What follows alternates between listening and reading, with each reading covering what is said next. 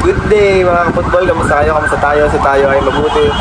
So, matagal-tagal tayo hindi nakapag-vlog mga idol. At ngayon ang gagawin natin ay i-compare natin yung original Samba dito sa nabili natin na local na Samba. So titingnan natin kung ano yung mga differences nila para at least alam niyo kung anong gagawin kapag kayo ay nakakita ng mga Samba dyan sa mga bilihan, no? So, let's go mga idol. Tara na.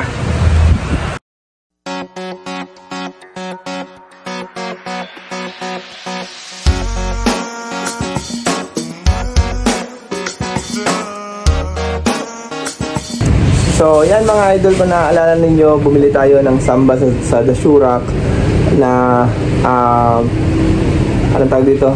Exclusive pair for Inter Miami club. So, ito yung sapatos na binili natin sa Shoe Rack. So, wala siyang box, So, mararamdaman natin dito yung pagka-leather niya. So, ito yun naman yung isa, mga idol, na binili natin lang last time. Ito naman yung Samba. So, sa gaan, ayan, mararamdaman mo agad na mas solid agad itong Samba black natin, black and pink natin. Parehas silang size 42. At dito sa tang medyo off na agad, ramdam mo na agad yung pagkakaiba nila, yung tang mga idol. So dito sa tang ramdam na ramdam mo talaga yung pagka leather niya. Dito naman medyo ramdam mo yung plastic niya or pagka synthetic niya mga idol. At dito naman sa unahan, ayan, makikita ninyo yung pagkagamusa niya. Hindi ganun kaganda, hindi katulad talaga nito. Ramdam na ramdam mo talaga pag sinasalat mo siya, ay talagang napakagandang napakaganda niya. Then yung laces, medyo parehas lang yung laces mga idol. Doon tayo medyo talo sa laces kasi parehas lang sila ng texture, ng magkaiba lang sila ng kulay, pero halos magkaparehas. Doon tayo medyo talo. Then dito naman sa nakalagay na Samba, ayan dito. So ito hindi niyo siya mararamdaman. Pero dito, ayan dito pag sinalat niyo yung Samba, ayan, so parang mararamdaman niyo siya na naka-inbow siya. Ayan, nakaganyan siya. Nararamdaman niyo siya pag sinalat niyo, pag ginanto niyo ng kamay niyo. Samantalang itong dito sa Samba na to, ayan, parang nakasulat lang siya. So hindi niyo siya mararamdaman talaga. Ayan. At pumunta naman tayo dito sa kanyang pinaka-design. Ayan, so mararamdaman nyo dito yung pagka-leather niya, mga idol. Then dito naman mararamdaman nyo yung pagka-synthetic niya. Then yung insole naman, ayan, sa insole naman, medyo malambot yung insole. Ang sarap niyang itapak. Ito dito sa loob, napakasarap niyang itapak. Hindi katulad nito, ang tigas nito sa paa mga idol. At every time na susutin mo siya, itong tongue part niya palaging lumulubog. Lumulubog siya ng kusa. So every time na lalakad ka, hihilahin mo siya ng hihilahin. At kapag sinisintas mo siya, hinihigpitan mo siya, so makikita mo yung kulubot dito tsaka dito. Hindi katulad nito, kahit ito ay mahigpit mong isintas, ayan, hindi siya nagugulong ang kanya ditong mga part na to. Hindi siya nagtutupi-tupi yung tongue part. At mararamdaman mo talaga yung kanyang pagka-leather dito sa part na to mga idol. Ayan Ayan. At dito naman tayo sa pinakailalim, syempre. Ayan. So dito makikita na agad natin yung difference niya. So dito pa lang sa mga butas dito, ito medyo mababaw siya, hindi compare dito. Parang pwede siyang paglagyan ng Jolens, mga idol. Then yung kanyang mga marking, yung kanyang mga pantapak, hindi katulad ditong isa na hiwa-hiwalay. Ito dikit-dikit talaga siya. So makikita nyo dito. Then yung kanyang pagkakadaya mo naman dito sa ilalim, ayan, medyo maliliit yung spacing niya. Hindi katulad nito na sobrang lalaki. Ayan mga idol. Ayan. Then yung kanyang bilog naman dito, mapapansin niyo din ito, mas malaki-laki tong mga bilog na to kaysa compare dito. Ayan. So, parang silang size 42 ha. Baka kayo nagtataka. Parang silang size 42. Ayan. Then sa patilos naman, medyo mas matilos ito. Mas matilos siya. Ayan, pag ganyan siya. Compare natin dito. At yung kanyang gilid, ayan, pag pinipress niyo yung gilid niya dito, ayan tingnan nyo, napaka nipis niya. Samantalang dito, kahit i-press niyo pa siya, ayan, hindi siya ganun agad kalambot i-press. Hindi katulad nito, tingnan niyo. Ayan, ayan. Kaya pag tinatapakan siya talaga, masakit siya sa paa. Ganun siya kahirap. Ayan mga idol. So ito yung itsura niya. Then dito naman sa likod, ayan sa likod. So So mapapansin nyo dito, ayan, meron ditong nakalagay. Ayan. So dito, medyo off ka na agad dito. Ramdaman mo agad na hindi siya leather. Pati itong stitches dito, hindi rin. Compare mo siya dito na, ayan, mararamdaman mo yung pagkalubot niya.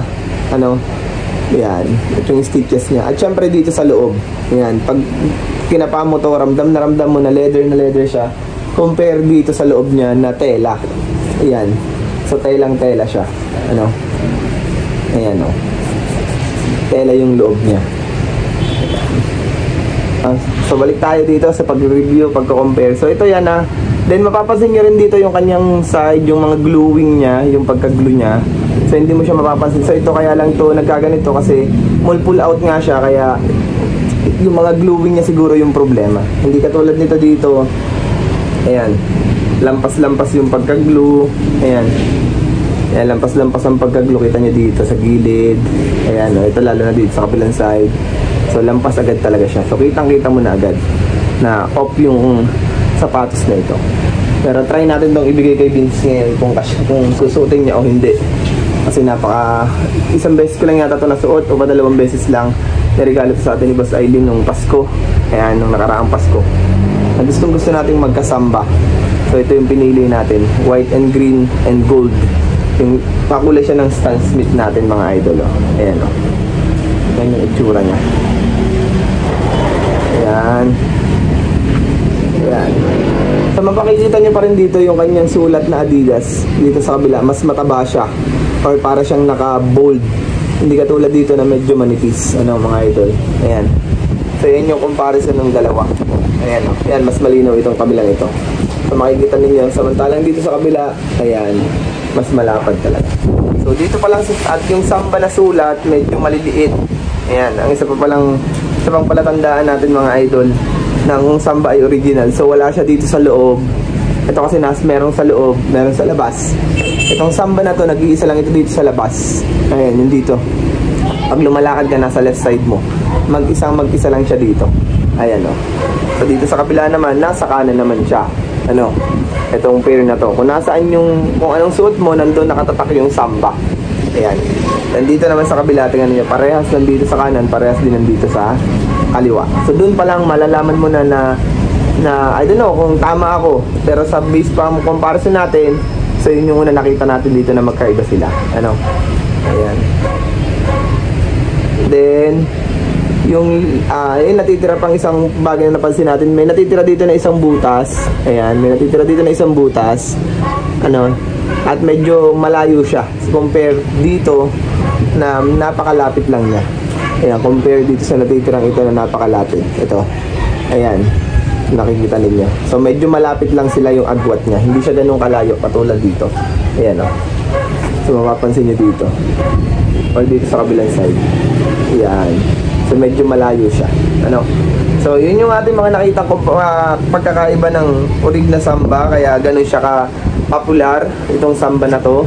At talagang in fairness with regards to comfort, napakasarap suotin ng samba mga idol. Kaya nga nagtahanap tayo ng SB Dunk Panda.